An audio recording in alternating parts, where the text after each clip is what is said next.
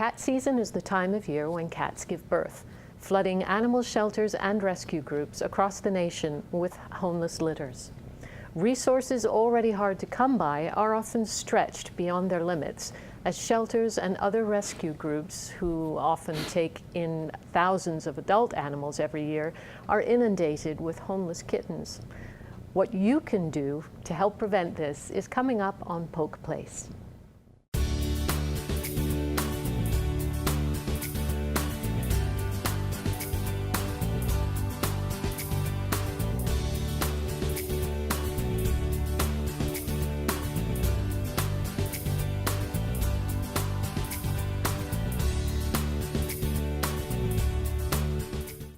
Hello, I'm Tricia Pichette, your host, and with me today is Adam Stanfield, the Executive Director of SPCA Florida.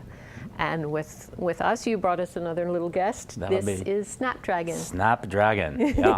It was so funny because leading up to the show, I mean, he was perfect, you know, just like sitting there with you, and now all of a sudden when we start talking, he wants the attention. Yes, he does. What's up with that? A little ham bone. Isn't he cute? Yes, he is. Very cute. Very much so. Yep. Now, when most people think of the SPCA, they think of the adoption part of things. Where do I go to get a puppy or a kitten for my child? Sure. What are some of the other things you do on a regular basis? We're a comprehensive rescue facility. We have a full-service veterinary practice. We have a very vibrant marketing and philanthropy department, so we're involved in a lot of different things. Certainly anybody can bring their pets there for care, whether it's just like regular vaccinations or spay-neuter services. You know, we deal with things from a surgical perspective with like, you know, amputations, or, you know, unfortunately there's situations where an animal will be degloved, where their layer of skin has been removed through traumatic accident. We can deal with all that kind of stuff. And certainly on the adoption center side, last year we had a live release rate of 4,001 animals, which was awesome. Very exciting about that. And in support of our loss that we incur through the adoption center, we have a very vibrant philanthropy department that does a lot of events and fundraising activities for the facility. Excellent. Yeah. Well, today's program is all about cats. So what is a feral cat? Feral cat is a cat that is born in the wild and has no real socialization skills that are out there. They're very timid, very leery of you know, humans. And you know, the cats are like the top of the line predator. So you know, they do well on their own, and they are out there just living in communities where there's a local food source. And you know, if left unchecked, which is kind of what we're here to talk about today, they can like explode from a population perspective. Wow. You know, a lot of people think that, you know, it's the rabbits that, you know, multiply really, really quick. But one of the statistics that we state is one female unaltered cat in 6 years through incremental births can give rise to 420,000 offspring. Wow. Yeah, so I say forget the rabbits, it's the cats. Cats are kind of crazy, you know, but No. you know, they're good. You know, they're good to have So around. what's the difference then between a feral cat and, say, a stray cat? Stray cat, or what we call a community cat, is a cat that at some point in time had a human counterpart, had a human owner.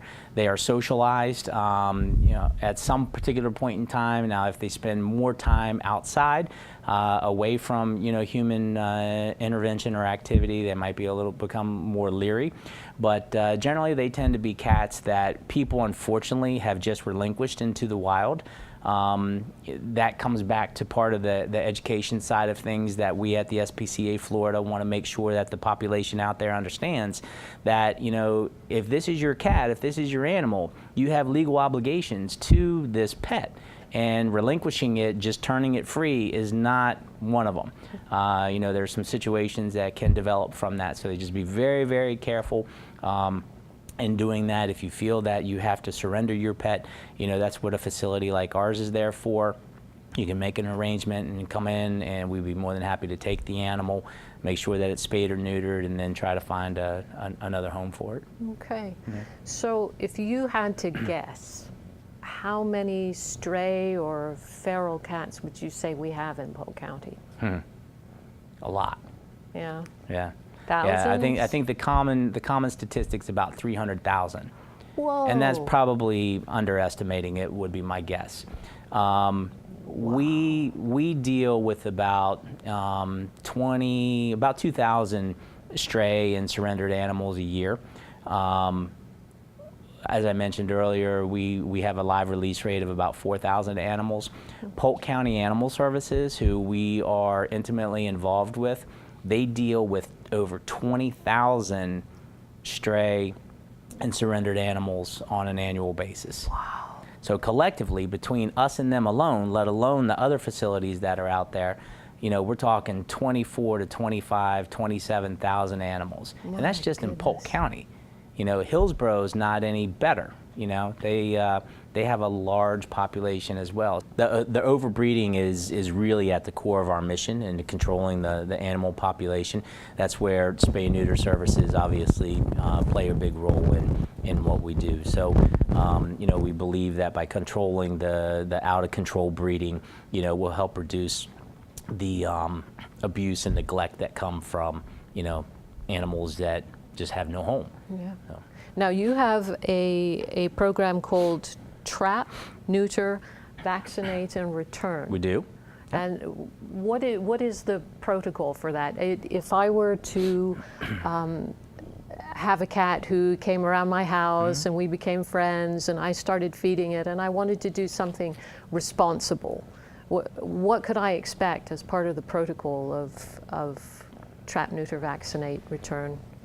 There's actually two programs that we're kind of talking about here. We have the community cat program, which you, as the situation that you just described, you're a homeowner or renter or whatever, and you have this population, single, double, 10, 20, however many cats that are around your home. There's a food source there. And they know it, so of course they're going to come and they do their thing and just hang out, and over time they become more socialized and they trust you. You, as the responsible pet owner, recognize that these cats probably, because your population's growing, probably aren't fixed. So you inquire about services that we have. It's called the Community Cat Program. And basically, for $25, you can come in and we'll rent you a trap. All right, we'll teach you how to trap. You trap the animal and then bring it into us. We spay neuter it, we vaccinate it, we give it a 3 years rabies, we give it an antibiotic for post-surgery follow-up, and then we give it some pain medications as well. We give it back to you, you reintroduce it into your community, and the cat will continue to live its life.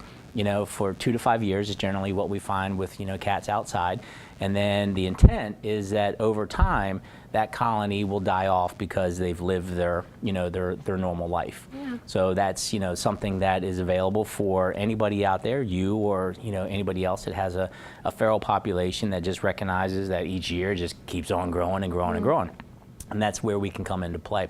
The $25 is a stipend program in the sense that we do have fundraising activities that support the balance of the cost associated with that program. But we want to make sure that it's inviting for the community, the pet owner or the feral or community cat person to be available to the point where it's not an astronomical cost. So we rely on fundraising to support that. Yeah, but $25 for a good deed is pretty expensive absolutely. When you think. Yep, absolutely. And the thing about it is the way that you as a manager of a community cat population can tell whether an animal has been spayed or neutered before is in that environment we clip the corner of their ear. Oh. So if you have cats that are free roaming, and you notice where one of their ears have been tipped, then 9 times out of 10 that animal is going to have gone under spay-neuter procedures. Huh. Yeah. So and again, people like what you're describing or that we're talking about. They love their cats just as much as whether it's an indoor cat. Sure.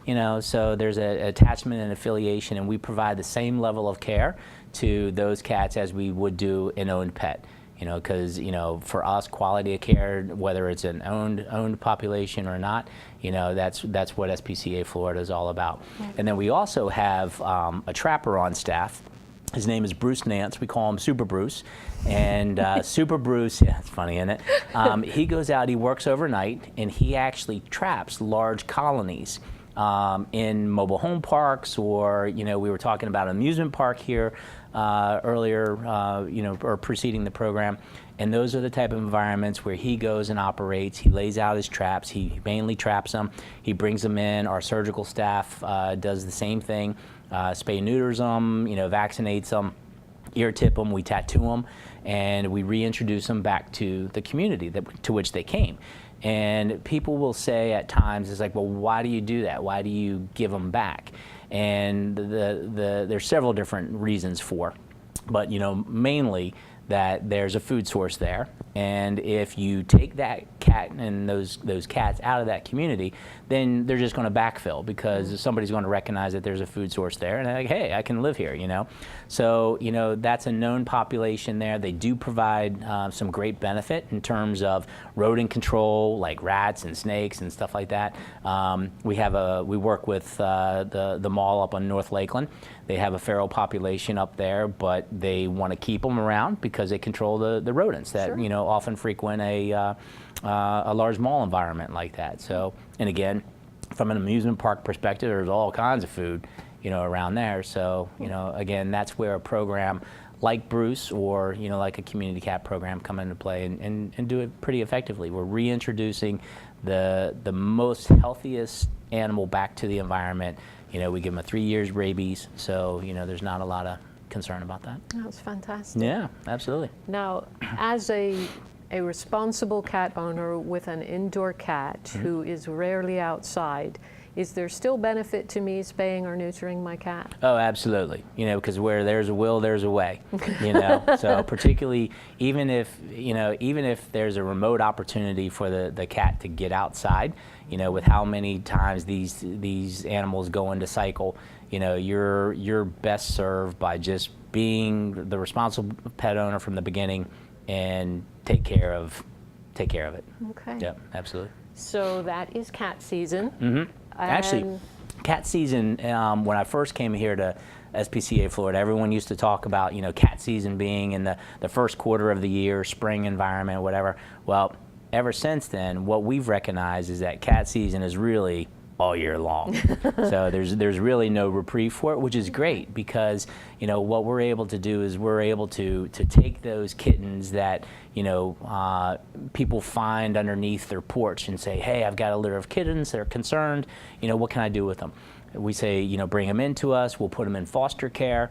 That allows them to be socialized from the very beginning, and then what they become is our adoptive chain for our floor. And the community out there, we now have saved that life, and we know that they're going to have a good home. Excellent. Yeah. Well, we're coming into spring season. What are some of the programs that you have going in spring?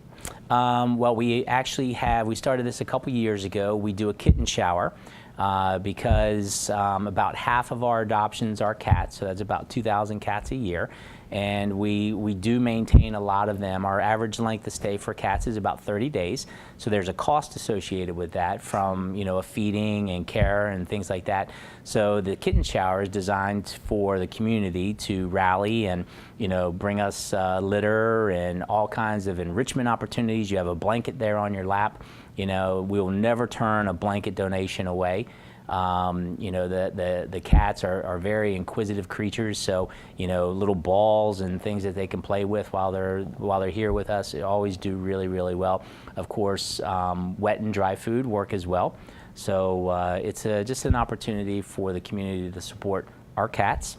And then we also have activities that take place throughout the course of the year. October is another big season for us to, do fundraisers and things like that, food drives and litter drives, for our cats as well. Great. So, yep. Well, thank you so much for coming. Not a problem. Thanks for having us. Snapdragon Yeah. here. He kind of calmed down, didn't he? Yeah, he did. That's a cute cat. He's a sweetie. Mm-hmm. You may have one less cat by the end of this. I don't know. That would be okay. Perfect cat. Mm-hmm. Perfect cat for any family. The SPCA Florida wants to remind you about the upcoming kitten season and their community cat program. The easiest way to help reduce the overwhelming number of unwanted cats is to spay and neuter your own cat and to encourage others to do the same. It's estimated there are about some 300,000 feral, stray, and free-roaming cats in Polk County. The Trap, Neuter, Vaccinate program is an effective and humane method of controlling feral and free-roaming cat populations. For more information on this program and other cat programs, please give them a call at 863-646-7722 or check them out on the web at spcaflorida.org.